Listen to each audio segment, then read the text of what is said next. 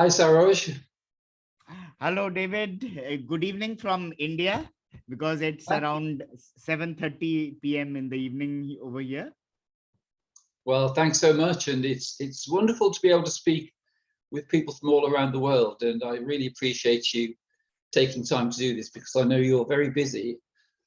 So, No, Saroj not is at all. In fact, I have been looking forward to this interview and to talking to you for last so many weeks, and it's such a pleasure talking to you and being in connection with you once again.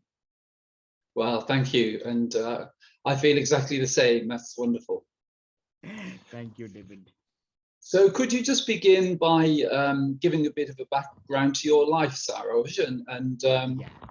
and also maybe begin with some childhood experiences? Okay, yeah, sure, David. So, I just for the listeners, I am Saroj Dubey from India, and by profession, I'm a gastroenterologist. I'm a medical doctor. I'm a gastro specialist, specializing in liver and all gastro ailments. So, my first encounter with anything connected with spirituality was when I was in the high school in standard 10, and I came across this the Bhagavad Gita, which you'd be knowing as a great Hindu scripture. Yes, And so this I came across it, and I someone gifted it to me, and it was a translation. So I read it and I found it very, something resonated within me, and I found it very nice. But also it seemed to be a bit heavy also, yes, in the sense that there were certain concepts which I felt I was maybe a bit too young to understand, or it yes, seemed a bit heavy, and there wasn't anyone to guide me into it. But I remember very distinctly that that was I had a real taste and I studied it well. Then yes, I began the process of my medical medical studies, the entrance yes, exams, then my medical career at the college for 5 years. So during all that time, there were no other thoughts of spirituality. It was all about studies and college and all that. And in yes, India, our system is a bit elaborate. Like after 5 years of medical school, we do a post graduation, and after that again we do another 3 years of specialization, like I'm a gastroenterologist. So this whole process went on for around 11, 12 years. So yes. at so it was only in 2006 where in a way that my formal studies were over, when again I kind of opened up to other things other than my medical Yes, uh, books. So that yes. was a time where I around 2007, I think it was the time when I came across this wonderful book by Eckhart Tolle, The Power of Now. Right, yes. Yeah, that's very influential. Yeah, and as I was saying, incidentally, today is his birthday also. So it's a really wonderful day. And Yes. so yeah, so that book really, kind of, it was a eye opener for me. It Yes. really shook me, because especially when his statement and his his talks about that you are not the thoughts, you are not your thoughts, and there is this voice in the head. That really struck me as very, very kind of fascinating, Yeah. because till that time there were no other, I could not even question the fact that I was my thoughts. Right, yes. Yeah, that's And quite a good point. absolutely, like being in this kind of intellectual background, and being a student, and into medical school, and all my teachers and all also were of Yes. similar background. So all this time, whatever we had kind of achieved in our exams, in our career, was through the use of the mind Yes. and our brains. So Yes. I was very closely identified, and I never had any doubt that I was this brain, these thoughts, and this was what I was Yes. entirely composed of. Yes. So that was that first glimpse that, okay, there is something deeper than our thoughts. Yes. Yeah. And So I read the book, and during that time also I started my meditation and mindfulness practice also. Mhm.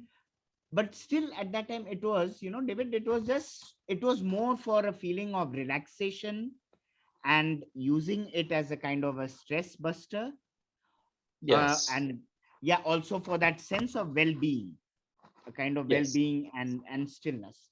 But there was never anything really, as if there was no desperation to seek for any particular answers or anything, because life seemed to be going along fairly smoothly. And I was married, I Yes. had my first child also, and things were fine. Yes. Then after a few years after that, after reading this book and starting my practice, a very unfortunate tragic incident occurred in my life, where there was this patient, a young patient around 28, 29, a female, and she Mhm. had come to me for her, there's a bile duct stones in the body. We have Yeah. the gallbladder and the bile duct. So we do a endoscopic kind of a surgery, which is called a ERCP. Yes. So that procedure had gone off well, but the patient developed some very serious complications as a result of that, and she became very sick and was in the intensive care for many weeks and was on a ventilator. And so that whole period was very traumatic for me, and eventually the patient, she succumbed to the complications and the illness. Yes. Yes. So that had a very big impact on me. It seemed as if suddenly my whole kind of life had turned upside down, because all this time I was kind of cruising along, my career was picking up well, my family was fine. And then this particular incident, and back to back there were a few other small incidents which had just kind of shaken me a bit, but this Yes. particular incident, it really turned things upside down. And at that time I was desperately in need of some answers. Right. Yes. Well, you must be a very good doctor, actually, because for there just to be a single incident like that which rocked your boat, because one would imagine that there'd be many situations like that that a doctor deals with. So you must heal many people. That must be quite unusual for you to have someone like that. No, thank you so much. But yeah, that thing really kind of shook me, because I think it was the whole profile that, she was a young female. She had a 8-year-old son. And, there Yes. was this feeling of a lot of guilt was there, that I had, kind of somehow, because of what I had done, a whole family was ruined. And there was that devastation, there was guilt, there was fear of the repercussions, because there are medical legal repercussions also, Yes. Yes. so which we have to face. There was the hospital administration also were kind of Yeah. questioning me about what had Yes. happened, what Yes. went wrong. So all these things kind of they came together, and they really had a very big impact. So that was the time when I started questioning life, what it was about. And I wanted to know whether this, if life was all about just being a matter of chance, like, Mm. if things are fine, then you everything is all hunky dory. But suddenly, if the fate, kind of turns its Yeah. head away, then you're there. Or was there something which is more, there's some grounding, there's some permanency to life also. So that is Yes. where I started questioning and seeking gurus and teachers and books and everything. So, Yes. as you know, in India, there's a lot of, this is the cultural abode of wisdom and teaching and all. Yes. But somehow it was the non-duality teaching which Yes. actually really helped me to come close to answers. The teachings of Adyashanti, Rupert Spira, Mooji, Eckhart Tolle, and all these wonderful teachers based on the Advaita form of non-duality. So Yes. I was kind of guided to find out, because my question was, who is this? Why am I suffering so much? Mm. Why am I suffering? And if how come, when my intentions were all very good, how come I did something which caused so much of pain and suffering to another family? So these were the Yes. questions. So I was led to ask, first of all, who is this I, who I feel is suffering and who is doing? First, find Right. out who this I is. Yes. And did you So say the incident which triggered the seeking was about 5 years ago?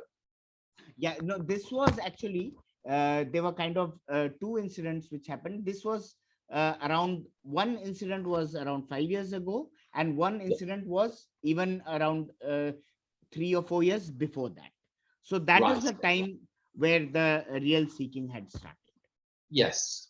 So did you go straight to non-duality teaching, say, maybe 8 years ago then?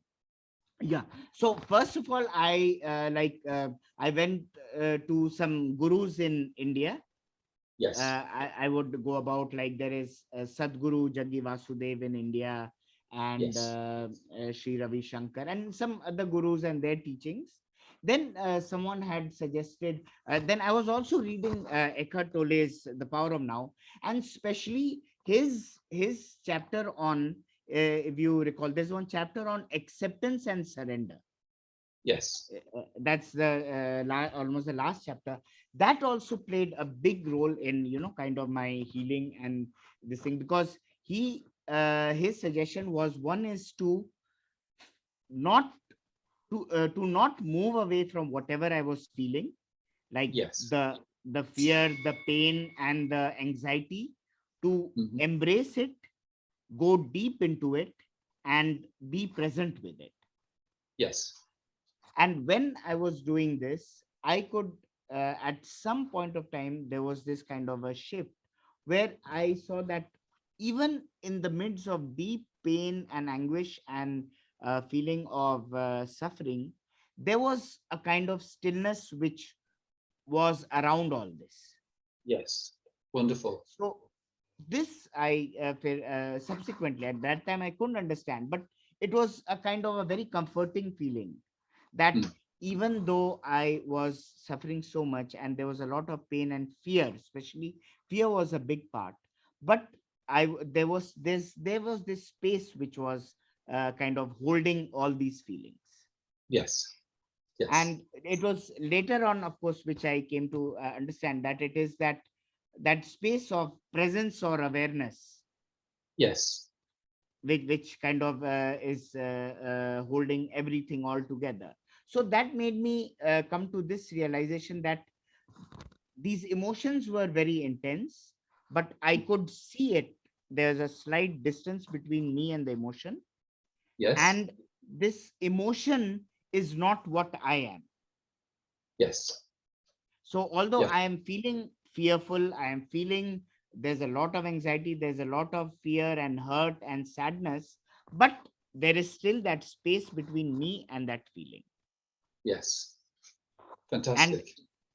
along with that, someone had suggested also that Adyashanti, and the name of Adyashanti and Mooji. So I had I started reading a lot about them and their talks. And Mooji, as you know, he used to, although for last 2 years because of Corona, he hasn't come to India, but Mm. he used to come once a year to Rishikesh in India, and Yes. he would be there for a month and give some retreats. Yes. So I Yes. attended many of those talks and those satsangs and retreats, Hmm. and his pointings were also very useful. That, again, the same thing: go to the source, see who is observing, what is Yes. being observed. So gradually, layer by layer, then you come to the conclusion that you are not your thoughts, you are not your mind, you are not your emotions. Then you keep on going back, you're not this body. So overall, you're not this person. So you go back to that awareness. Yes. Very So good. no, so these were the teachings which helped me. And of course, no sudden shift came, but there was this gradually there was this shift into realizing that there is this bigger space of presence or awareness Yes. which is there and which is holding everything together, and Yes. that is what the real I is, our real Yes. nature. So Yes. there was this, so there were a lot of glimpses in between, and there were moments of where there was this feeling of presence and stillness. And also by Eckhart Tolle's teachings, it there was this realization also that any kind of suffering or sadness or fear can be a doorway into a larger presence. Yes. Definitely. Yes. Yes. So these things were there, and this process I would when I would sit in my kind of meditations or in that, then I would try to marinate. And this there was like especially when Mooji would guide to come to that I amness. Yes. So all Yes. this time there was the of course the thought that I am a doctor, I am a husband, I am a father. Yes. But we come back further and further. We step by step we come back and to this presence, or just Yes. this feeling of the I am, Yes. Which is actually impersonal. which is actually impersonal. So and Yes. his I would I liked his guidance a lot about what he would say to marinate in this I am, Yes. just to stay. So I would spend quite some time wherever I could. Of course, the hospital and work and everything was going on as usual, but Yes. whatever time I would get, I would try to just come back to that sense of that I amness Yes. and be there. And when I would be again kind of say overwhelmed with all the work and the chaos of the hospital and the at home, then even Rupert Spira, he often asks us to come back to the question, am I aware? Yes. So I would kind of come back to it. Okay, I would ask myself, am I aware? Then there was this slight pause, Hmm. and where then you kind of sink back into that awareness, that effortless awareness. Yes. So these were the pointers which kind of would, whenever that awareness seemed to be lost, because it was a coming and going kind of a phenomena. Yes. Yes. It's a really interesting sequence, though, Saroj, the way Mhm. the self reveals itself to itself, and just from Eckhart to Mooji to Rupert, and then one's own intuition. But Yes. your own intuition is very strong, actually, just to have taken Mhm. you quite swiftly. Mhm. Because your discrimination's been very strong. Yeah, that's very nicely put. And of course, there is the part where you come in, and Mhm. kind of then things, all the kind of pieces they fall into place. So as I said, this presence and beingness was there, that was experience, and there was this realization that I am not this body and this mind. But of course, it was a coming and going, and but at some point I would say that the seeking had diminished to quite a bit, and I was quite willing to just be present with what was there, Yeah. whatever was happening, just to be Yes. present and be there. So there was, of course, when I initially there was this seeking journey, then there was this goal also of enlightenment, which I Hmm. would see in many seekers. Then I realized at some point that this goal is no different from our material goals. Yes. Like in my medical, in my academic knowledge, there would always be, first you do this and then this this fellowship and something higher and something, Yes. and kind of you achieve it. So I felt that this also was a kind of a different form from material. It had taken the guise of a spiritual goal, but it was Yes. still there that, I have to be enlightened, or the journey would be incomplete. So Yes. at some point I said, ki, okay, I am quite happy with whatever I have realized, and that Yes. was good enough.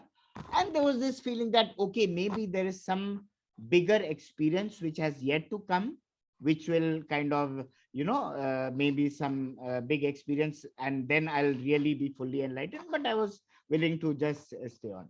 Then, in fact, this year only, in I think in January, I was listening to a talk by with there was an interview of you and Hale Doskin in the Sedona method. Oh, yes. Yes. Yeah, the letting go, he labels it, the talk, letting go, the greatest secret. Yes.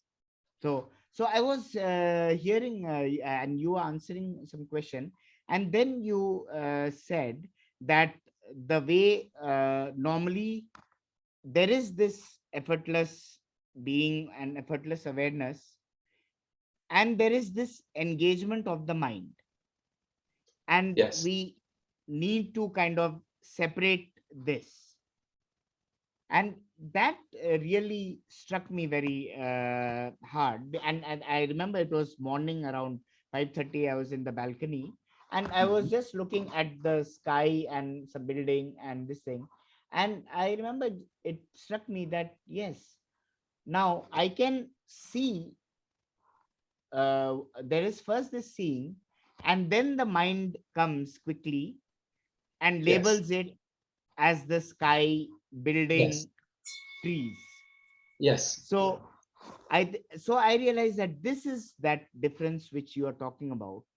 Yes. Yes. Effortless awareness or effortless being, compared to engaging the mind.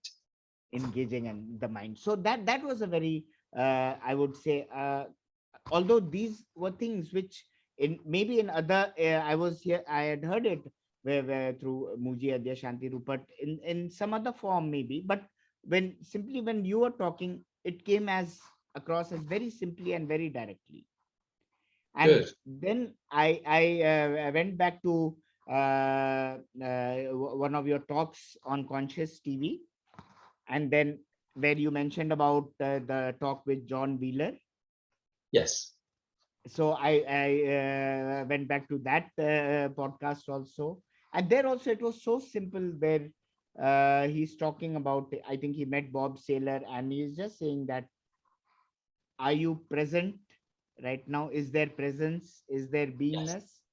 Yes. So that also struck me, ki, okay, this is what it is. and Yes.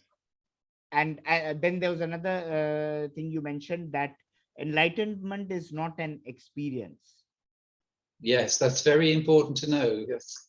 It's great you detected that. Yeah, because all this time there was this, somewhere there was this thought that, okay, there's going to be some maybe some big experience where I Mhm. would be finally, kind of enlightened, or Yes. self-realized. And then I realized that all these things put together, that made a big impact on me. Yes. Yeah. And there was this shift where I kind of, there was this experiential understanding that this is what it is, this presence, this stillness, this beingness Yes. is all that is there, and there is no further seeking.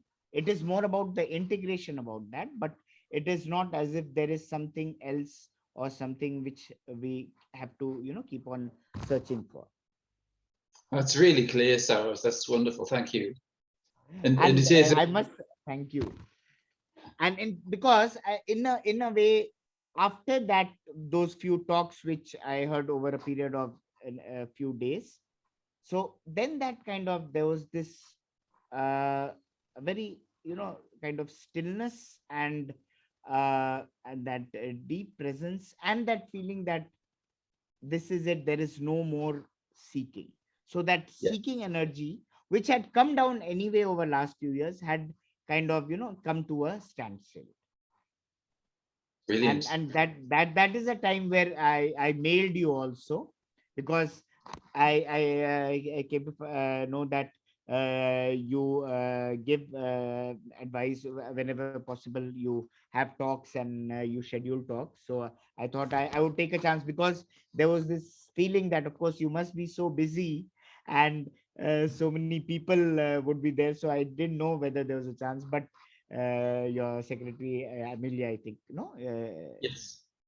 she answered Yes. and very kindly allotted a date for that. Yeah, well, it was a wonderful conversation, and it's really interesting the way you explain things, because actually the realization you had from reading Eckhart, which is just that level of acceptance. There was that stage where there was that level of acceptance, and actually that acceptance is effortless being. But maybe the final sort of penny dropping is something which just needed a little bit of fine tuning. But there was already this simple, effortless being in the way you were just allowing things to arise, and the seeking gradually had slowed, and then it came to a full stop, which but it's such a perfect sequence for you. Just the way you describe it, it's a sort of classic example of the way the self reveals itself to itself. Yes, wonderful. Yes, I also feel the things, the way they happen. And as you said about Eckhart's acceptance, because that made a very powerful impact on me. Because I remember very clearly that when I was in this very disturbed and, kind of desperate state, when that patient died, and I was reading all the time. I would keep on reading that chapter on acceptance and surrender. Yes. Because every time, there would be some lines where he would say that, accept this moment as if you had chosen it.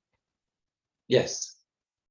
So that also was a very powerful line, as if you had chosen it. So that would that decrease the resistance to a great deal. Yes, that's really good. Yeah. And then especially there were times when I felt that, this is all too much and I can't even accept it. And then one line popped out from him, which is one of the closest, the dearest lines which I've read, is that, then accept the fact that you cannot accept. Yes. Yeah, that's good. So he says that acceptance of the unacceptable is the Yes. highest form of grace. Yes. You Yes, know, I would and really like that. yeah, so that was, and in fact that time what things which were happening, because this whole process, I would say, from the time the procedure happened to the patient finally dying, and then the repercussions for this whole thing was for few months. Yes. So at that time, this acceptance of the unacceptable was the thing that was kind of giving me the major, kind of comfort, and allowing me to still function in a proper way. Yes. Well, it's a huge responsibility, working as you do in the medical system, and to be able to maintain the clarity to function as efficiently as possible, but also, to be able to do that without engaging things like guilt or fear. And that's something. There's been integration both in terms of your true infinite nature, but also in terms of the way you function, because it sounds as though the clarity is actually finding its way into the way you work, which gives you that really precise way of functioning. Mhm. That's wonderful. And also, I'd like to add, when this thing during those talks with Hale and Conscious TV, I also came across your talk with Rhonda Byrne, Yes. and I also read Rhonda's the Greatest Secret. So that was also a very very clear way of putting it across. Yes. Rhonda has, and in fact, here there's an interesting part which I had not mentioned. In around the same time when I was reading Eckhart Tolle's The Power of Now, I also came across The Secret by Rhonda Byrne. Oh, And yes. that also had a major impact on me, because this the realization that your thoughts, where you can manifest through your thoughts, and Yes. the law of attraction was a very kind of a very it had a major impact also on me at that time. And I Yes. felt, and I was a lot into visualization and kind of affirmations. And Yes. when I was going through these the teachings of the non-duality teachings, so at that time, very interestingly, then I somehow I remembered Rhonda's The Secret, and I thought, now actually thoughts are not what is the most important thing. It is the source of the thoughts. So Yes. and incidentally, after that only, her book, The Greater Secret, came across. So I found it Yes. very, very thrilling. So somehow it seemed as if her journey also, from the secret to the greater secret, Yes. was a kind of a parallel, because I was also from Yes. those things where thoughts are so important, to a realization that it is the awareness of thoughts which is the most Yes. important thing. Yeah. Wonderful. But yeah, it's a sort of parallel time span to Rhonda, isn't it? Your journey has been a similar time scale. And I would say the culmination in both ways also was thanks to you. That Oh, final this thing. So this is a very it's a divine grace actually. yes, it's amazing just looking back on the sequence in the way, particular teachers appear. And it initially seems as though one is seeking, but then you realize it's being revealed to you. That the infinite self is revealing these things to you stage by stage, to the point where it fully reveals itself. And that's yeah, it's amazing. But yours is a really classic example. And even though there was the very challenging time of the loss of the lady, in your work. In many ways, that was a gift as well, because it Yes, it enabled you to activate that sense of will, to actually find the answer to life and death, really, which and that will is actually the divine will, which sometimes the intensity of that kind of experience can really trigger that feeling of wanting to find the answer to every problematic aspect of experience. yes, And absolutely. so And what even going through a lot of books and teachings, I think for a lot of us, a lot of seekers, I would say some kind of a tragedy, or some catastrophe, or some kind of loss, deep loss. yes, Most of the time, it is something which is so deep that actually triggers this real energy of seeking. yes, yes, exactly, yes, yeah, Because till that time, otherwise, these the minor ups and downs, okay, there'll be, maybe some in your professional career, there'll be a bit of a up and down. In your family career, there may be some ups and downs, there may be some divorces, some separation, some things like that, some illness. yes, But then life goes on, and most of the time you would say that, okay, this is all part of life, so there is yes, nothing different. But yes, when something like this happens, and for some it has been, I know, the loss of a partner or spouse or yes, parents, or the loss of a child, something yes, monumental kind of a tragedy, that awakens that desire to really find out what is the truth. So for me at that time, the biggest thing was whether everything was fluctuating, or was mhm, there some permanency, or was there something where you could kind of anchor yourself. yes, So that was what I was very eager to know. And David, at that time, I kind of, I told myself also that I want to know the answer. And if the answer to life is that this is all that life is, So there'll be ups and downs, and it is all a matter of fate and chance and astrology, then I'm willing to play by that also. Yes. I was willing to play according to the rules of, but what I wanted to know is the truth. That was that desire was there to know the what is the truth. And if the Yeah. truth is that this is all there is to life, whatever is there, this superficial thing. And somewhere I would say that the reading of the Bhagavad Gita during my childhood, where there was at that time there was some very sketchy knowledge that okay, there is something which is more permanent, there is this self which is there was this intuition that no, there is something more to life than just what is going on and this chance of fate. And Yes. that actually helped me, and it helped me try to go into the truth deeper. That's wonderful. And you're such a clear communicator, Saroj. It's and so sincere in the way you describe your story. It's just so nice. And yeah, the key points though that you make are, just that. Yeah, just one other thing which I wanted to also mention, David. Uh, Yeah. or I can, or you complete it, then I'll ask later. Well, really, yeah, just to say that you've recognised and identified the key points in terms of surrender, but also will, and the paradox of those two, which that there was the surrendering to accepting life as it was, but also the point at which divine will came in and just gave rise to functioning from your infinite nature rather than from your individual nature, and that really turned things around then. So but it's great that you've made that the clarity of the distinction between those two elements, because sometimes they get mixed up, but it's really it's wonderful the way you've communicated that clarity.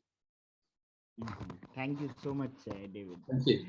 And with these teachings, there were two or three things also which I became very interested in.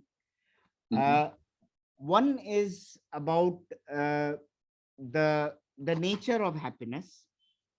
Yes. And I love the way Rupert Spira would describe it, that uh, we always go towards some kind of object for happiness. Say Yes. it may be buying a car, or possessing something new, or more money, or whatever. And Yes. then what happens is, when we there is this agitation in the mind when that desire arises. Yes.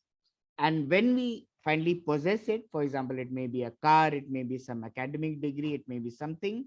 So there is that agitation of the mind. It kind of stills, it stops. Yes. Yes. And in that stopping or ceasing of the agitation, the consciousness or awareness gets we get a taste of consciousness, or our Yes. true nature. Yes. And that Yeah, is there's what is something uh, to hide it, doesn't it? yeah, so it's veiled behind all these things.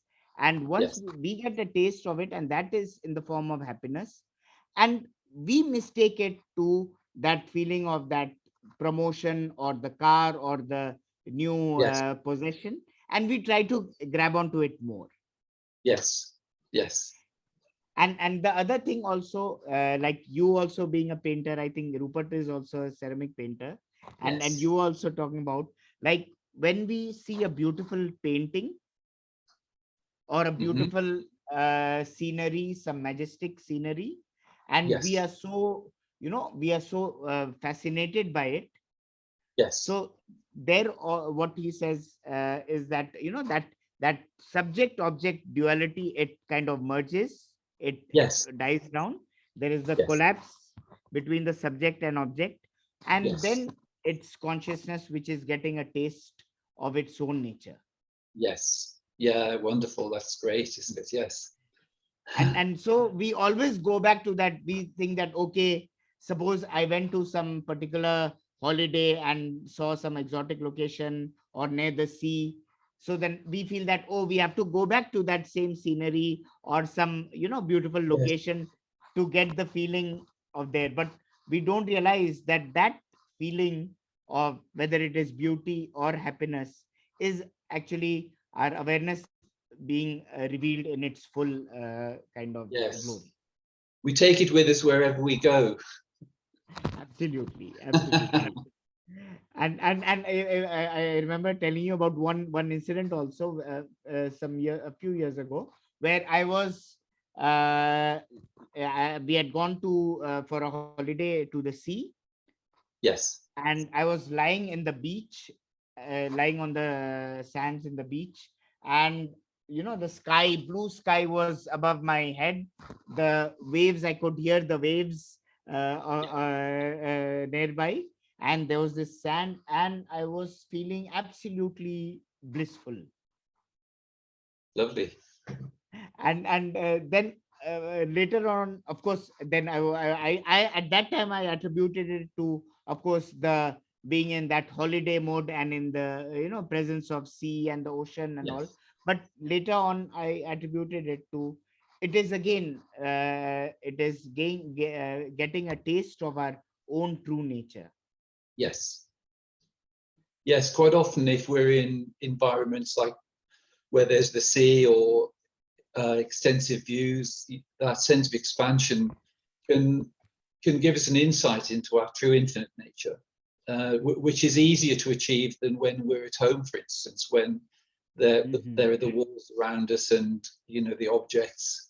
So that sense of expansiveness that people seek, through walking or being in mountains or by the sea, is because on some level we're recognizing our infinite nature.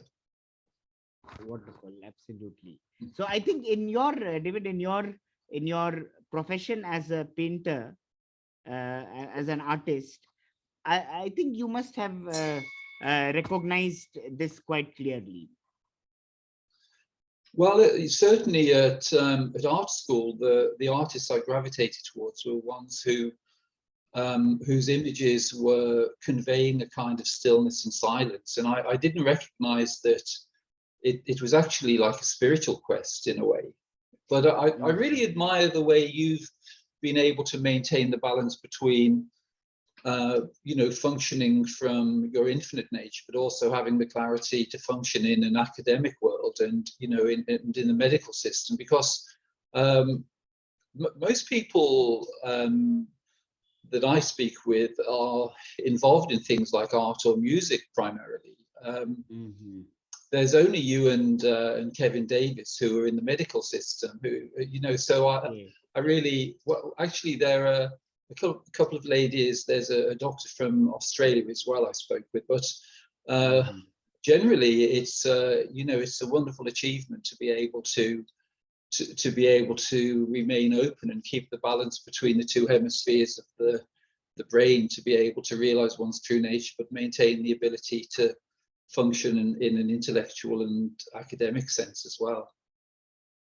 Thank you, David. Actually, I remember, it's very interesting that you pointed this out.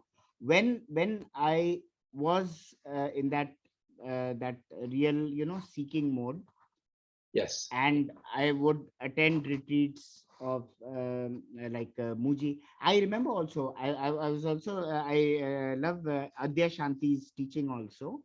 Yes. And so at that so he would because going to the United States just for a retreat would be too long for me. So but I Yes. remember that in 2016, I think, he had a retreat once a year. He would have it in the United Kingdom also. So he had Yes. once in Sussex in 2016. So I enrolled for that retreat also. It was a 5-day retreat, Yes. so so when I during those times when I was going for the retreats, I remember my wife also was a bit bit doubtful. She would kind of have this thing that, are you planning to leave working or something? Yeah, so and I myself was not I wasn't very sure what was happening. I just moved along because there was this quest.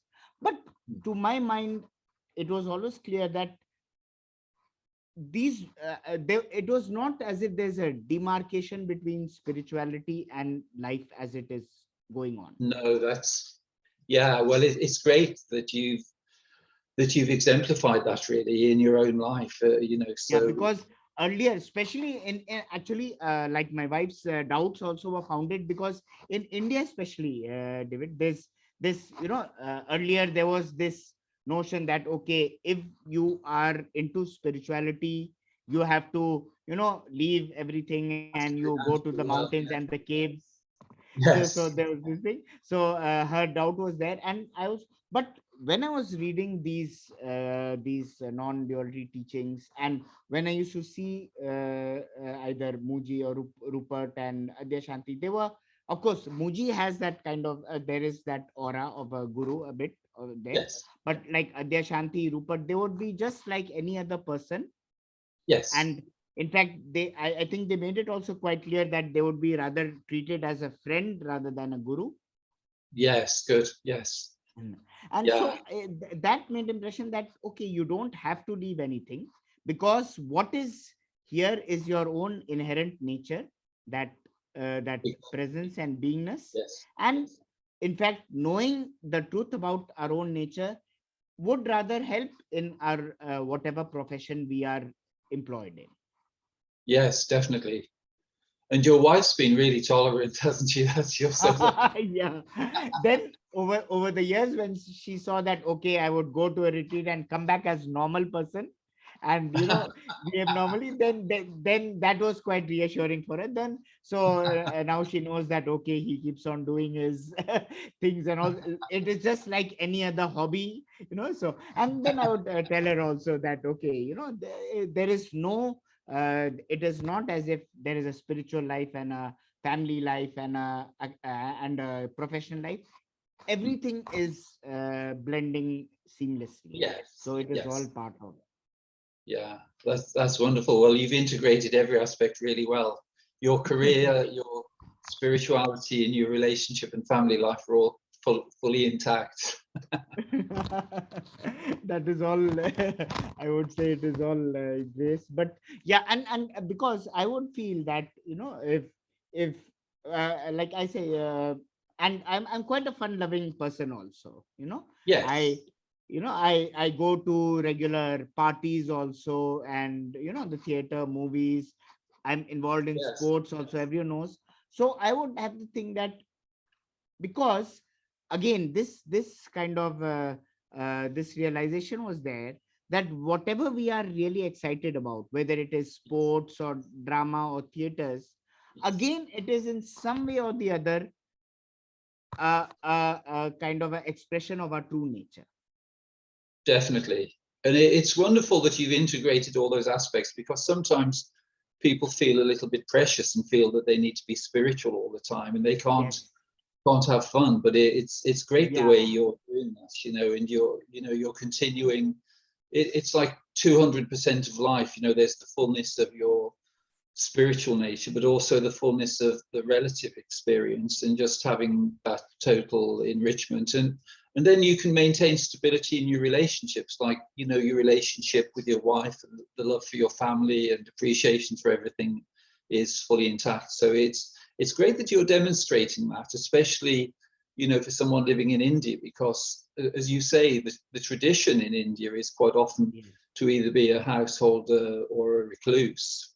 So to Yes. integrate the two with the help of your wife is quite an achievement. No, and in India also, I think more and more now, people actually, there was one thing right from childhood in our family. Although my parents were not particularly religious, No. I would say kind of spiritual. They were there, but not religious, and there were not too many rituals in our households. Yes. While in a lot of Indian families, there are a lot of rituals and a lot of religious kind of connotation. So right from the beginning, because I studied in a Jesuit, a Catholic school, and my Yes. medical school also is in a Christian college. So where Yes. there are a lot of Christians. So I never had, at least thanks to my parents and my upbringing, there was never any, kind of a religious or a ritualistic feeling. Yes. And probably that is what actually attracted me more to the non-dualistic teaching, rather Yes, than, that's, you know. yeah. Well, what's really nice is just the way, the way you were describing Adyashanti and Rupert, well, and Mooji, really, that feeling of equality, and you exemplify that too. There isn't any sense of being higher or lower than anyone, and that's actually, that makes the whole process much easier, because if we're holding that context of being better than or less than, it is much more difficult. But you have that real humility and that integration, which has made the process much easier for you. That's really wonderful to hear. So, and now I will say that after the talk with which I had with you a few weeks ago, so there is this kind of, I would say, there's this stabilizing into presence. Yes, yes, And earlier I would say that there would be this fear ki, okay, I may lose this, awareness. I may lose it, or now it's there now. So now there is a stabilization, and even on days where they are, particularly chaotic days in the hospital or yes, in the this thing. So whenever I feel okay, then I always would come back to one of these questions. Just notice that you are effortlessly aware, or yes, just asking myself, am I aware? And that yes, would kind of immediately shift me back into the yes. presence or awareness. That's very good. Yeah, that's great. And quite often, when we when we start functioning from effortless awareness primarily, then the fluctuating or the oscillating between feeling as though we're either in or out of our true nature is something which settles, and we realize it isn't something we need to try to stabilize, because there's a knowing that we're all always home, and then the question doesn't arise. It's just that sometimes we're home and we're busy, and sometimes we're home and we're quiet, but it's really only Mhm. that difference, really.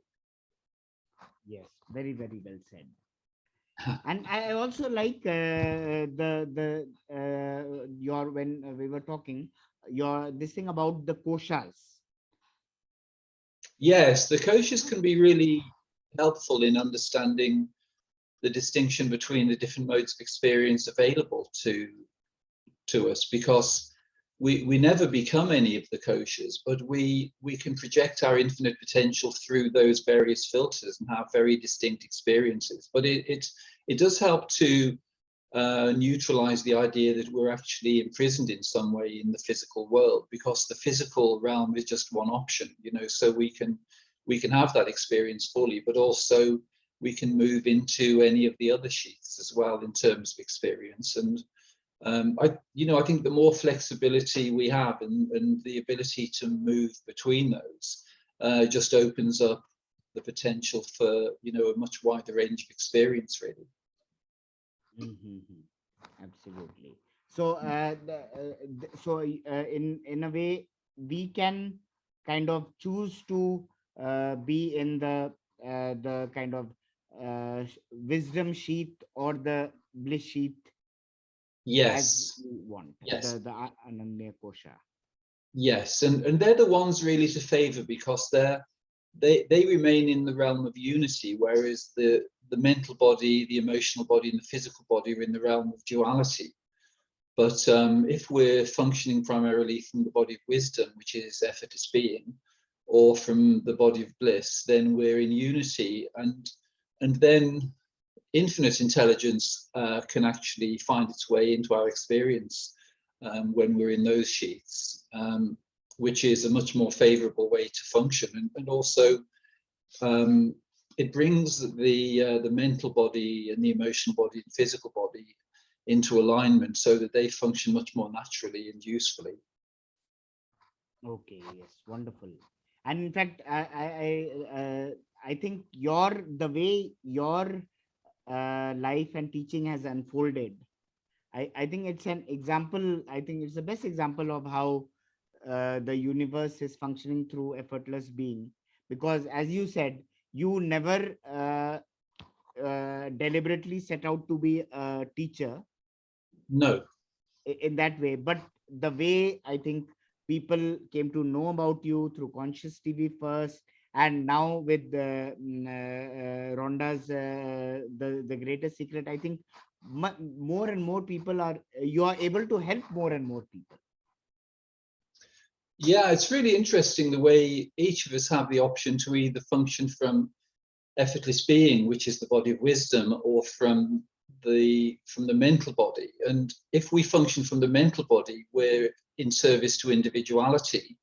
Whereas if we're functioning from effortless being, we're in service to our infinite nature. So it's really being available. You know, we're kind of effortlessly available. We don't try to initiate anything, but we're available to be in service to the infinite being. And when there's no friction in that sense, then it's as though the infinite being can function much more effectively. Mm-hmm. But it's what's really nice is that the intelligence of our infinite nature takes care of things in a really balanced way. So even though we're in service and we're doing things hopefully to benefit others, there's still a level of a balance in our lives. There's still joy, there's balance, there's a sense of ease, and the whole thing is kind of guided without having to kind of structure it in a mental way. And that just makes it really, really effective and really enjoyable. And also it becomes a sense of adventure, because we never really know what's going to be happening next. It's just being available.